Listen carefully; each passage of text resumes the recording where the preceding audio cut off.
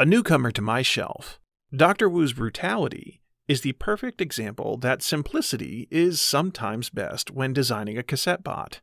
A welcome siege scale update to the criminally forgotten cassette bot Slugfest.